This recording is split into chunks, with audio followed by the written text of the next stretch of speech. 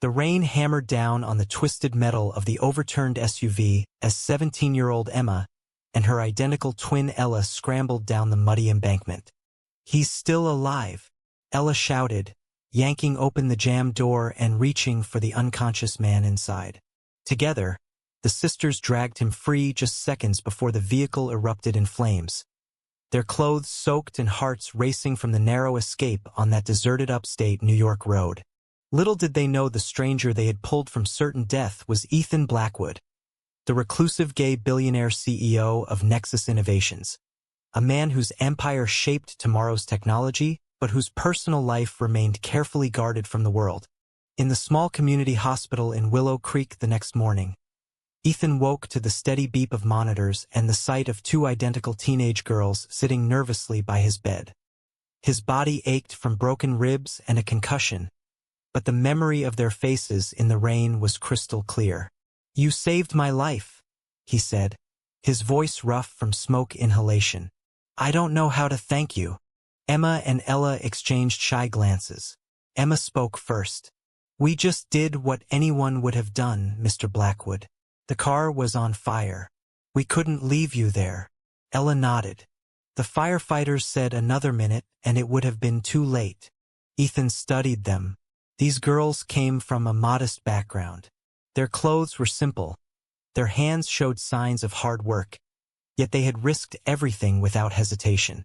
In his world of calculated deals and guarded interactions, their selflessness felt almost foreign. He learned they lived with their parents and older brother in a small house on the edge of town. Their father ran the local auto shop, their mother worked as a nurse at this very hospital, and the family was well known for their strong faith and community involvement. Over the next few days, as Ethan recovered, he insisted on meeting the entire family to express his gratitude properly. The Thompsons arrived together one afternoon. Mr. Thompson, a sturdy man with calloused hands, shook Ethan's hand firmly but kept his distance. Mrs. Thompson fussed over the girls, clearly proud yet uneasy around the wealthy stranger. Then Ethan met Liam Thompson, the 28-year-old older brother. Liam was tall and lean, with warm brown eyes and a quiet demeanor that immediately drew Ethan's attention. He taught history at the local high school and carried himself with a thoughtful reserve. When their eyes met, something unspoken passed between them, a flicker of recognition that went beyond simple gratitude. "Thank you for what you did for my sisters," Liam said, his voice steady but soft. "They're brave, but they could have been hurt." Ethan nodded, unable to look away. "They were incredible. I owe them everything." As the conversation continued, Ethan noticed the subtle tension in Liam's posture, the way he glanced at his parents when talk turned to family values and faith. It was a look Ethan knew well from his own past, the weight of secrets carried in silence. Ethan decided he would not return to New York immediately.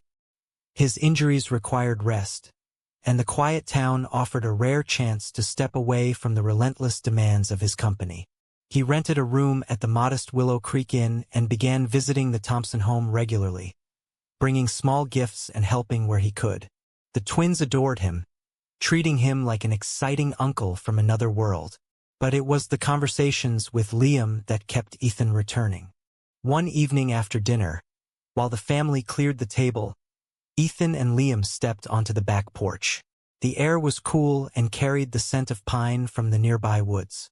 "You seem like a man who has seen more than this town," Liam said, leaning against the railing. Ethan smiled faintly. "I've seen enough to know that courage like your sister's is rare, and that some things are worth more than money or power." He paused, choosing his words carefully. "What about you, Liam? Teaching history in a place like this, does it fulfill you?" Liam looked out into the darkening yard. "It does in its way, but some days it feels like I'm teaching lessons I haven't fully learned myself." His voice held a quiet ache that resonated with Ethan. For the first time in years, Ethan felt the stirrings of something deeper than gratitude or friendship, a connection that both excited and terrified him. The weeks passed, and Ethan's presence in Willow Creek began to shift the delicate balance of the Thompson family. Mr. Thompson grew more watchful, Mrs. Thompson polite but distant. The twins remained oblivious to the undercurrents, thrilled by the attention from their heroic stranger. Yet Ethan could not ignore the growing pull toward Liam, nor the internal voice warning him that pursuing it could shatter the very family that had saved his life. Ethan's days in Willow Creek settled into a careful rhythm. Mornings were spent on video calls with his executive team in New York, reassuring them that he would return soon while delegating critical decisions. Afternoons often found him at the Thompson house, helping Mr. Thompson with repairs around the property or listening to Mrs. Thompson share stories from her nursing shifts. The twins, Emma and Ella, treated these visits like adventures, dragging Ethan into games or town outings where his celebrity status drew curious stares. But the evenings belonged more and more to Liam. They began taking long walks along the river path that wound behind the high school. At first, the conversation stayed safe, centered on history, books, and the challenges of teaching teenagers. Liam spoke passionately about wanting his students to understand the past so they could shape a better future. Ethan shared glimpses of his own journey, building Nexus from a garage startup to a global force, though he carefully omitted the personal costs. One crisp autumn evening, as leaves crunched under their feet, Liam stopped and turned to Ethan. "You've been through a lot, haven't you? I can see it in the way you carry yourself. Like you're always watching for the next blow." Ethan met his gaze. "I came out when I was 22. My family didn't take it well, but I had resources to build my own life. Still, the world doesn't always make it easy. Business partners whisper, investors pull back when they think it might affect the bottom line. And loneliness, it finds you even in crowded rooms." Liam was quiet for a long moment. "I understand more than you might think." His voice dropped. "This town, this family, they have expectations. Faith is everything here. Coming out would mean losing more than just approval. It would mean becoming a stranger in my own home." The admission hung between them, raw and vulnerable. Ethan felt his heart tighten. He wanted to reach out, to offer comfort, but he held back. "You don't have to carry that alone, Liam. Not if you don't want to." From that night, their connection deepened. Secret glances during family dinners, late-night texts that grew more personal, shared silences that spoke volumes. Ethan found himself opening up about the isolation of his success, the fear that no one could ever see him beyond the billionaire label. Liam confessed the exhaustion of living a double life, smiling through church services while feeling like an imposter. Yet the risks were real. Mr. Thompson began making pointed comments about outsiders and the importance of traditional values. Mrs. Thompson watched Liam and Ethan with increasing concern. Even the twins sensed something, though they teased rather than confronted. One afternoon, while helping Liam grade papers at the kitchen table, their hands brushed. The spark was immediate and electric. Liam pulled back quickly, but the look in his eyes mirrored Ethan's own longing. "This can't happen," Liam whispered. "Not here. Not with my family." Ethan nodded, but inside he wrestled with the growing certainty that walking away was no longer an option. He had come to Willow Creek as a survivor. Now he was falling in love with the brother of the girls who had saved him, and every choice carried the potential to heal or destroy. The tension built slowly, like a storm gathering on the horizon. Ethan received urgent messages from his board about a major deal that required his presence in New York.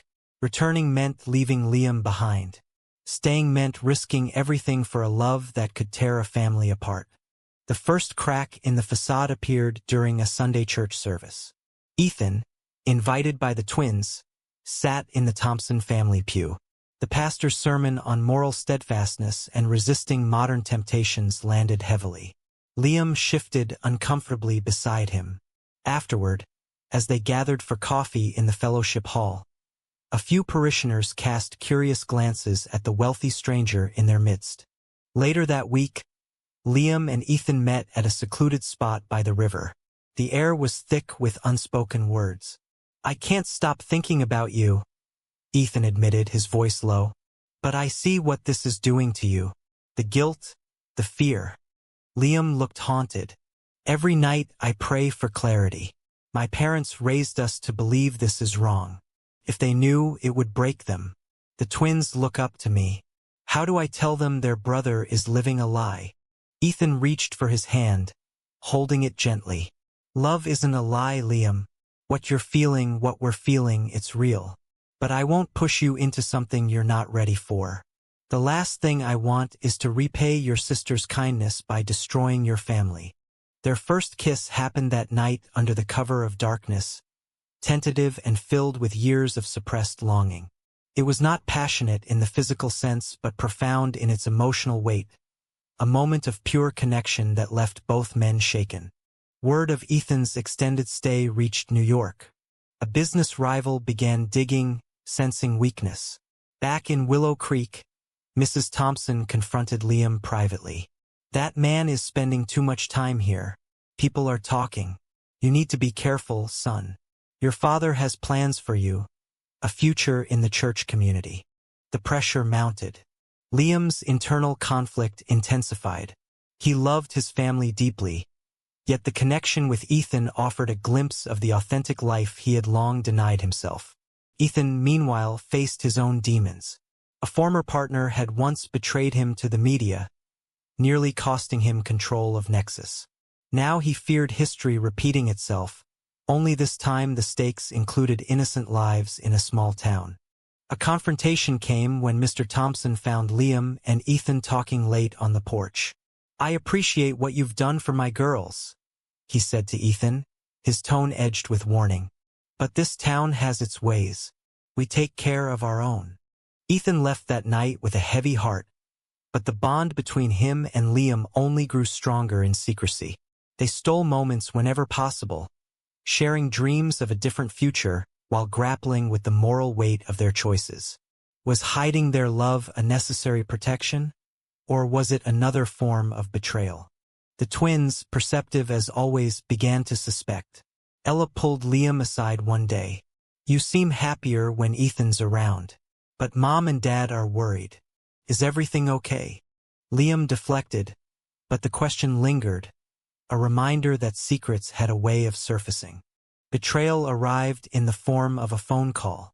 Ethan's chief operating officer warned him that a tabloid had gotten wind of his mysterious sabbatical in Willow Creek and was asking questions about a possible relationship.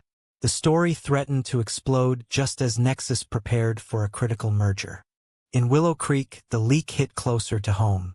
A jealous colleague at the high school spotted Liam and Ethan together and whispered to the wrong person.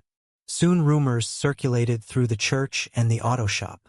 Mr. Thompson stormed into the house one evening, face flushed with anger. Is it true? Are you involved with that man? Liam stood frozen. The moment he had dreaded for years had arrived. Dad, Mrs. Thompson broke down in tears. We raised you better than this. The Bible is clear. What about your sisters? What kind of example are you setting? The family erupted in a painful confrontation.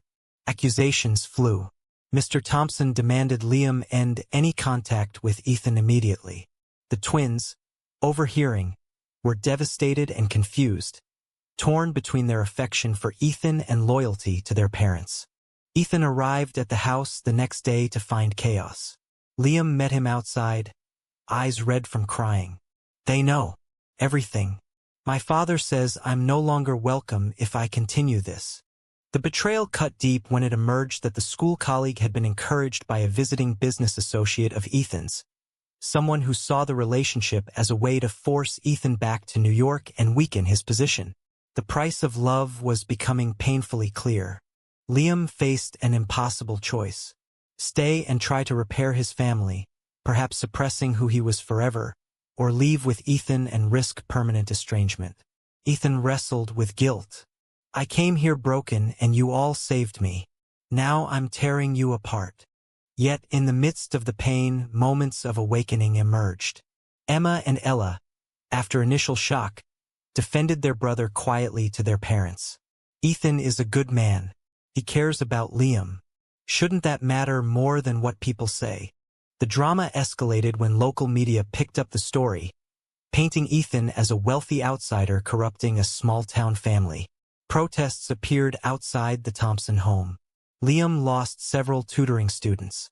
The family business suffered as some customers stayed away.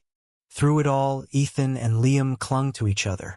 Their love, tested by fire, grew more resolute. But the question of whether it was worth the destruction loomed larger than ever. The crisis peaked when Mr. Thompson issued an ultimatum. Choose, Liam, your family or him. If you walk out that door with that man, don't come back. Liam stood in the living room, suitcase in hand, tears streaming down his face. The twins hugged him tightly, begging him not to go. Mrs. Thompson turned away, unable to watch. Ethan waited outside in his rented car, heart heavy with the knowledge that he was the catalyst for this fracture. Liam chose love. The drive to New York was quiet, filled with reflection. I never wanted to hurt them, Liam said, staring out the window. But living a lie was killing me slowly. You showed me that I deserved to be seen, to be loved fully. Ethan took his hand. We'll find a way to heal this. Not today, but someday. Your family saved my life. I won't let this destroy theirs completely. In the city, Ethan introduced Liam to a world of luxury and opportunity, but also scrutiny. Board members expressed concerns about the public relationship affecting the merger. Ethan faced pressure to step back or keep things private. The company is bigger than one man, one director warned. But perception matters. Liam struggled with culture shock and guilt. He found work at a progressive private school but missed his family terribly. Late nights brought tearful calls with the twins, who updated him on their parents' ongoing pain. Mr. Thompson refused to speak to Liam. The community had turned its back. Internal conflicts raged. Ethan questioned whether his pursuit of happiness had been selfish. Liam battled moral doubts instilled from childhood, wondering if he had chosen sin over duty. Yet their love provided strength. Quiet evenings in Ethan's penthouse, conversations that stretched into dawn, and shared vulnerabilities helped them both grow. A turning point came when Emma and Ella secretly visited New York. The reunion was emotional. Dad is hurting, but Mom cries at night, Emma said. They miss you. Maybe time will help. The visit planted seeds of hope. Ethan proposed a plan to reach out to the Thompsons through a neutral mediator, acknowledging the harm while standing firm in his love for Liam. The characters confronted the cost of their decisions. Betrayals from outsiders had accelerated the pain, but the real trade-off was internal. Authenticity versus belonging. Awakening came in recognizing that love, while painful, could also be redemptive. Months later, tentative reconciliation began. Mrs. Thompson reached out first, her nurse's compassion overriding her initial shock. A careful meeting in neutral territory allowed slow rebuilding. Mr. Thompson remained distant but stopped actively opposing the relationship. The twins bridged the gap, refusing to let the family fracture completely. Ethan and Liam built a life together in New York, with Liam continuing to teach and Ethan leading Nexus with renewed purpose. The experience had changed Ethan profoundly. Success no longer defined him. Connection did. Liam found peace in living openly, though scars from the small-town rejection lingered. The family that had saved Ethan now stood transformed. Prejudice had been challenged, moral certainties questioned, and love had forced difficult growth. Not everyone approved, and some relationships remained strained, but the awakening was real.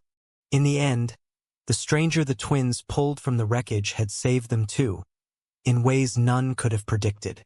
Was the love between Ethan and Liam worth the profound pain it caused the family that saved his life, or should some truths remain hidden to preserve harmony at any cost?